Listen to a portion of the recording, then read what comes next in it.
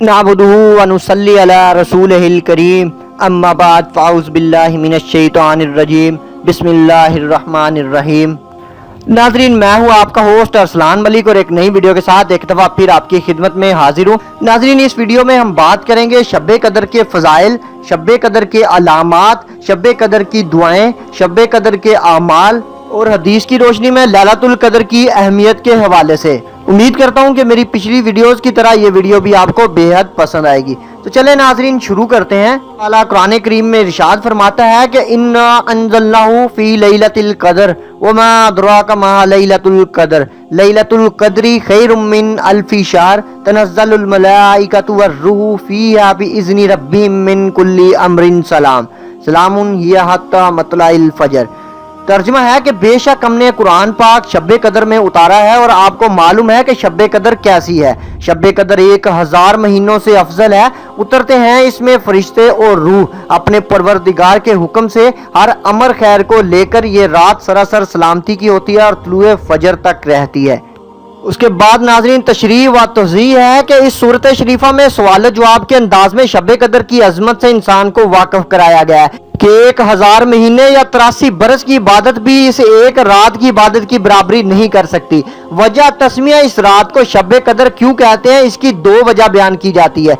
Number 1, शब कदर फारसी लफ्ज़ है जिसके मैनी है रात, और कदर या तो तकदीर से है जिसके मैनी मुकर्रर करना, तजवीज़ करना और तकदीर इलाही के हैं।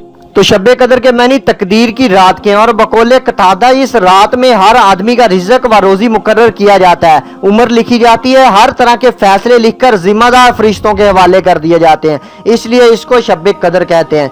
नंबर 2, शब कदर के मैनी इज्जत व अजमत और शराफत के हैं और बकौल अबू बकर वर्राक इस रात में जो किताब कुरान ने लौह महफूज से आसमान दुनिया पर उतारी वो भी काबिल कदर है, और जिस पैगंबर पर उतारी वो भी काबिल कदर है, और जिस उम्मत पर उतारी वो भी उम्मतों में सबसे बेहतर उम्मत है। तो इन काबिल कदर चीज़ों की वजह से इसको शब कदर कहते हैं, जिसके मैनी हुए अजमत वाली रात।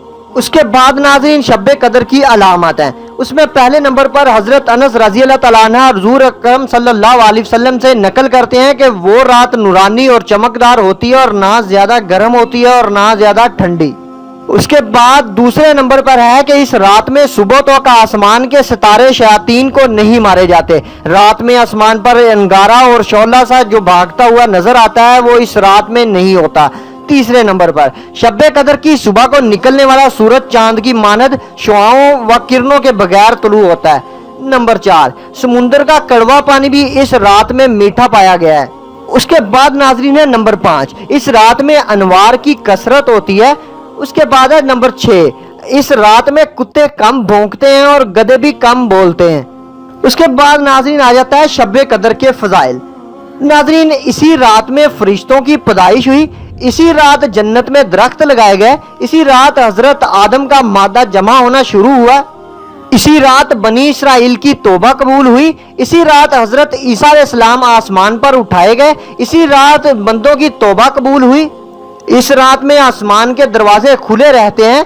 अब्दुल्ला बिन अब्बास फरमाते हैं कि इस रात में रिज़्क, बारिश, जिंदगी, यहाँ तक कि इस साल हज करने वालों की तादाद लोहे महफूज से नकल करके फाइलें फरिश्तों के हवाले कर दी जाती हैं।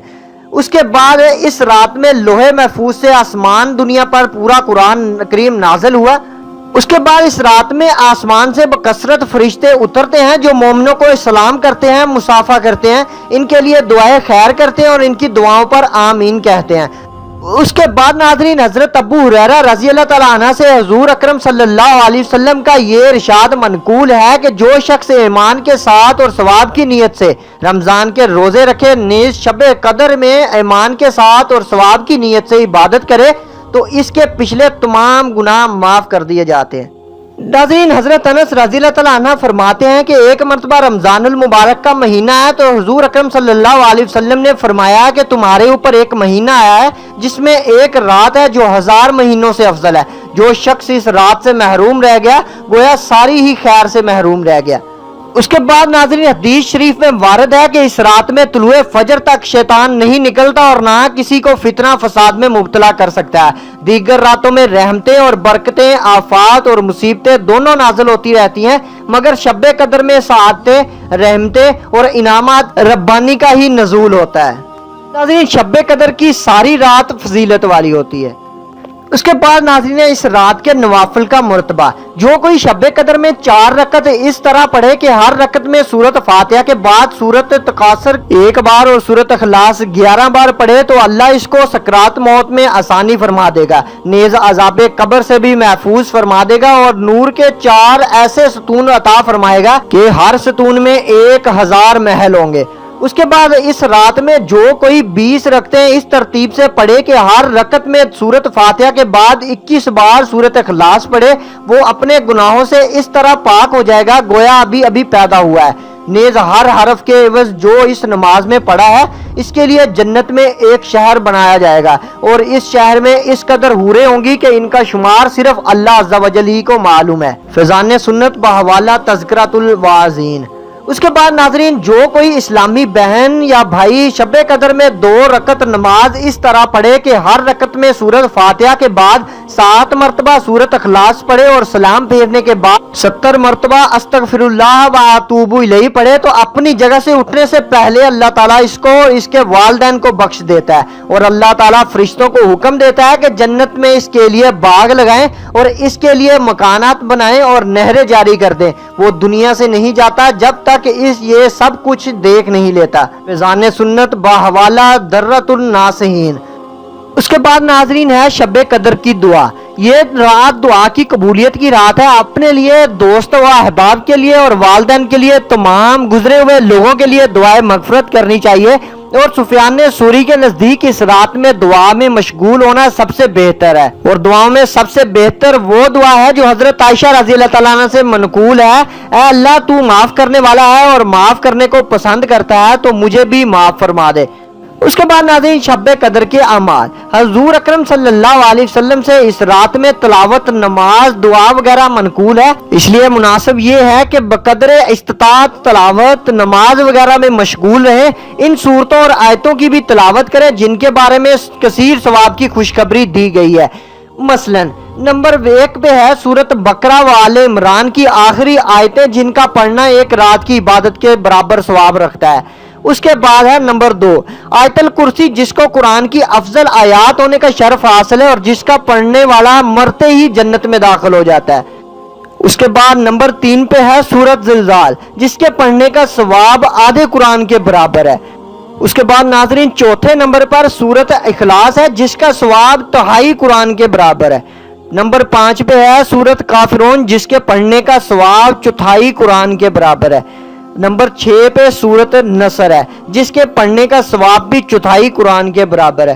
نمبر 7 پہ ہے سورت یاسین، جو قرآن کا دل ہے، جس کا پڑھنے والا بخش دیا جاتا ہے اور جس کا پڑھنا 10 قرآن کے برابر ثواب رکھتا ہے۔ اس کے بعد ناظرین 8ویں نمبر پر بکثرت استغفار پڑھیں، نیز سبحان اللہ، الحمدللہ، لا الہ الا اللہ کی تسبیحات پڑھیں۔ 9ویں نمبر پر ناظرین نبی اکرم صلی اللہ علیہ وسلم پر درود پڑھیں، اور 10ویں نمبر پر اپنے لیے اور دوستوں اور رشتہ داروں کے لیے پسندیدہ دعائیں مانگیں۔ 11ویں نمبر پر مردوں کے لیے بخشش و مغفرت کی دعائیں کریں، اور 12ویں نمبر پر اپنے ہاتھ، پاؤں، آنکھ، کان، اعضاء و جراح کی گناہوں سے حفاظت کریں۔ 13ویں نمبر پر اپنی وسعت و گنجائش کے مطابق صدقہ کریں۔ 14ویں نمبر پر لا الہ الا اللہ العلیم الکریم سبحان اللہ رب السماوات السبع و رب العرش العظیم۔ ناظرین یہ دعا آدمی کسی بھی رات اس کو 3 دفعہ پڑھ لے تو اس کو شب قدر کے برابر ثواب ملتا ہے، اس لیے اس کو ضرور پڑھیں۔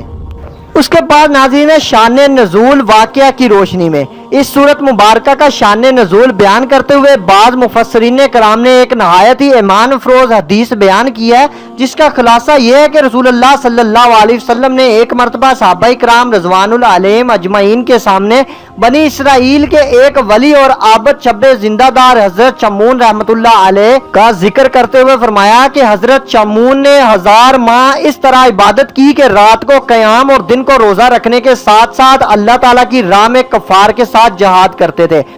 हजरात साहबा इकराम ने जब इनकी इबादत और रियाजत का ये हाल सुना तो इन्हें हजरत शमून पर बड़ा रश्म आया और माह नबूवत आका रहमत सल्लल्लाहु अलैहि वसल्लम की खिदमत में अर्ज किया, या रसूलल्लाह सल्लल्लाहु अलैहि वसल्लम, हमें तो बहुत थोड़ी उम्र मिली है, इसमें भी कुछ हिस्सा नींद में गुजर जाता है तो कुछ तलब मुआश में, तो कुछ खाने पकाने और दीगर अमूर दुनियावी में सरफ हो जाता है, लिहाजा हम तो हजरत शमून की तरह इबादत कर ही नहीं सकते। इसका मतलब यह है कि हम लोग बनी इसराइल से इबादत में बढ़ ही नहीं सकते हैं और ना इनका हम मुकाबला कर सकते हैं। चुनाचे उम्मत के गमख्वार आका दो आलम सल्लल्लाहु अलैहि वसल्लम ये सुनकर गमगीन हुए, मगर अल्लाह को अपने महबूब का गम क्यों कर पसंद हो। चुनाचे इसी वक्त सिदरा के मकीन जिब्राइल अमीन अलैहिस्सलाम हाजिर खिदमत हुए और अर्ज किया, ए प्यारे हबीब सल्लल्लाहु अलैहि वसल्लम, आप रंजीदा ना हो, आपकी उम्मत को अल्लाह ने हर साल में एक ऐसी रात अनायत फरमा दी कि अगर वो इस रात में मेरी इबादत करेंगे तो हजरत शमून के 1000 माह की इबादत से भी बढ़ जाएंगे।